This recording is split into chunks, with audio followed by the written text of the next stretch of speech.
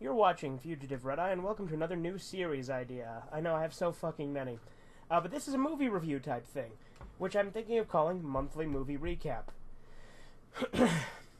Basically, what it is if I watch a few movies throughout the month, and I've wanted to kind of do reviews on them, but just haven't taken the time to do reviews for each one individually, I can throw one of these out, where I sort of give brief reviews and sort of ideas, where I sort of give brief reviews of the movies themselves that I've watched this month.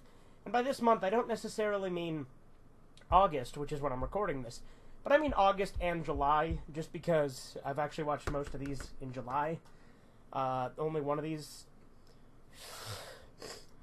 two of the movies I'll be talking about today were actually watched in August. But before I get to the movies, I do want to briefly talk about something else I've been listening to, and that is the Hitchhiker's Guide to the Galaxy original radio series. I've already talked about it a few times recently on the channel, including doing a review of the franchise as a whole. But my friend recently got me this So Long and Thanks for All the Fish t-shirt, obviously in reference to that, for my birthday. And then in addition to that, I also have these peril-sensitive sunglasses, which came with the video game of the Hitchhiker's Guide to the Galaxy that Trevor gave me. So that's pretty cool. But let's move on to the actual movies. So the first movie we're going to talk about, we have the Attack of the Killer Tomatoes. Now this movie was super fucking funny. Like, I did not expect it to be as funny as it is. But it's fucking fantastic. So, this movie is from the late 70s. I think it's 78 or 79. I can't remember which. And it's a parody of 50s B-movies. And so, like, it's very cheesy and stupid on purpose, but it's got a similar sense of humor to things such as Airplane. And in fact, it actually came with a poster, which I will show now.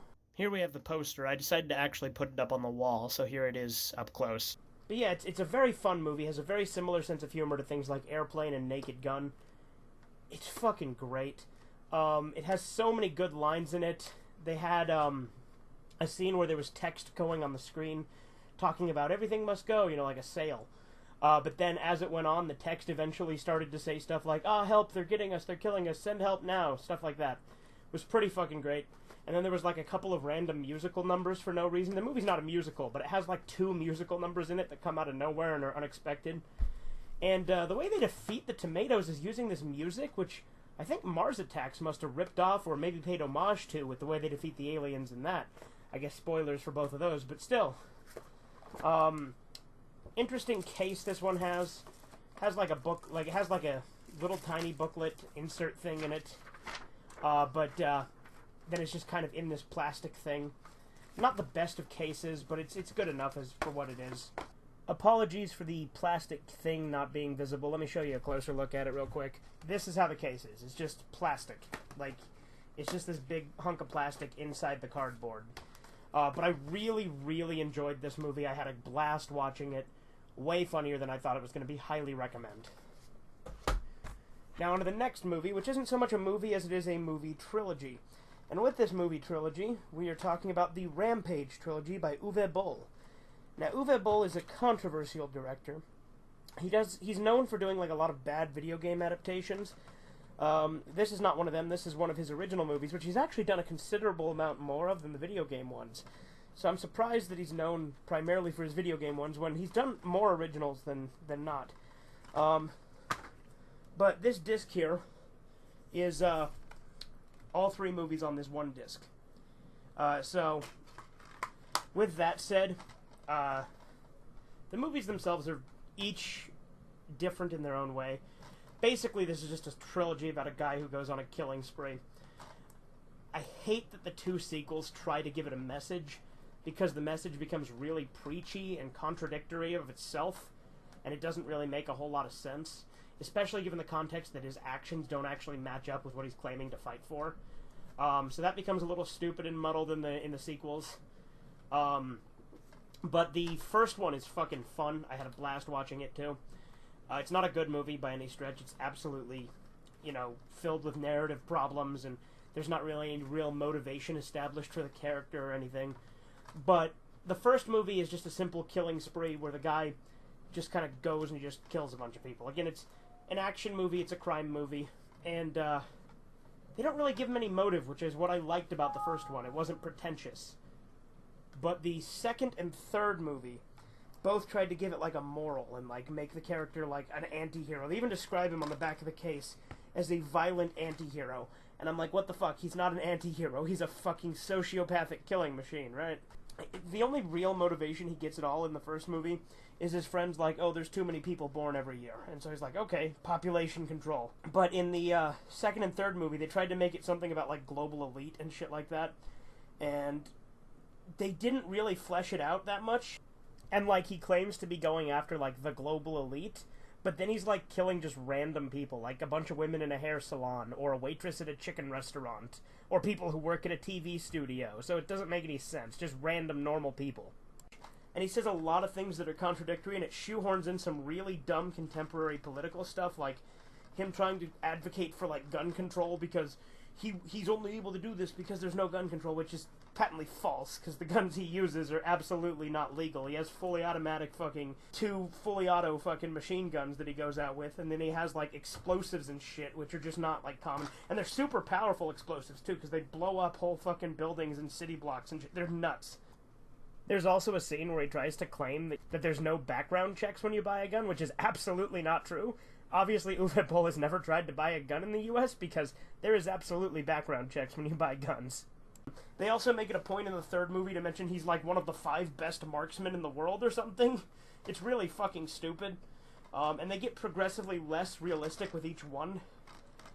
Because the first one, he's just attacking his own small town. Okay, whatever, I can believe it. Also, his guns never run out of ammo.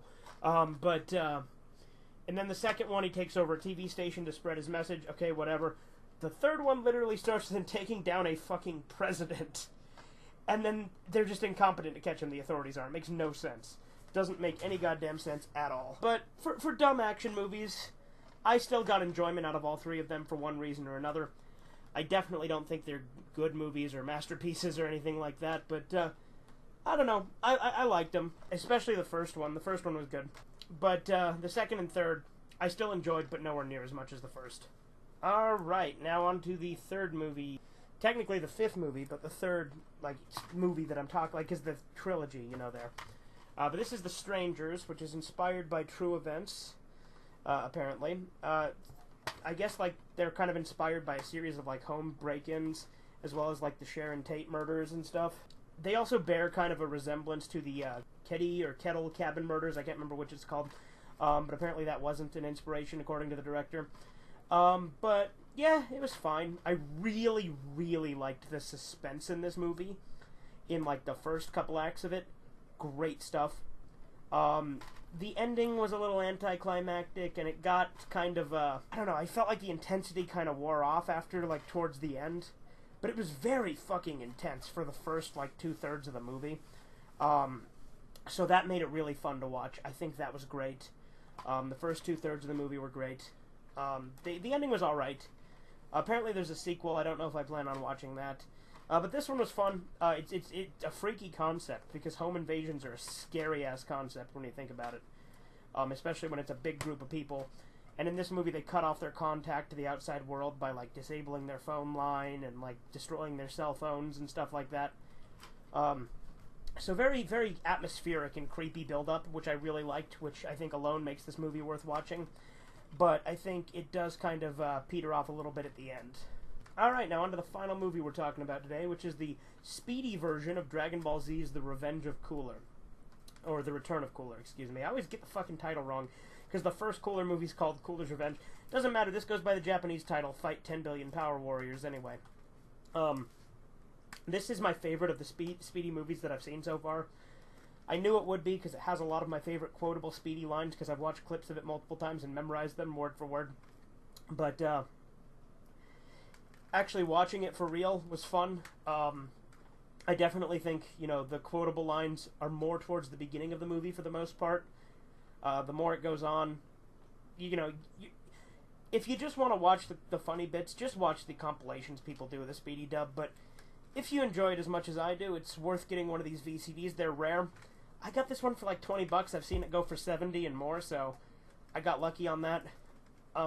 But yeah, this contains the line, if I don't eat rice, the power won't come. At last you show your real shit, Saya people. Poo-poo. And, Don't say such a silly thing. Lots of great lines in this movie. This is my favorite of the Speedy Dub ones that I own. I also own the Super Android 13 and a few episodes of actual Dragon Ball Z. But yeah, that's my monthly movie recap. Let me know if you guys think this series is a good idea. I know I had to adjust the camera at one point, so maybe the camera angles weren't the best, but I'm wearing fucking cardboard sunglasses when I can't see unless I'm like kind of leaned down a little bit, so forgive me on that. But anyway, this has been Fugitive Red Eye. I hope you've enjoyed this. Toodles. You need to be stopped! You made a reservation under the King of the Swing? Yeah, of course, my horse. One little sniff of pussy and you lose it.